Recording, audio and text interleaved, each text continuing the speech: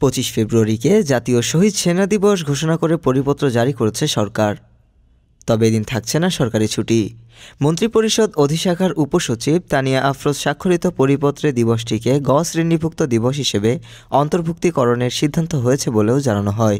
23 ফেব্রুয়ারি প্রকাশিত ওই পরিপত্রে বলা হয়, সরকার প্রতি বছর 25 ফেব্রুয়ারি জাতীয় শহীদ সেনা দিবস হিসেবে ঘোষণা করেছে এবং উক্ত তারিখে জাতীয় শহীদ সেনা দিবস হিসেবে পালনের নিমিত্ত জাতীয় ও আন্তর্জাতিক দিবস পালন সংক্রান্ত মন্ত্রিপরিষদ বিভাগের 21 অক্টোবর 2024 তারিখে পরিপত্রে গ শ্রেণীভুক্ত দিবস হিসেবে অন্তর্ভুক্তিকরণের সিদ্ধান্ত গ্রহণ করেছে।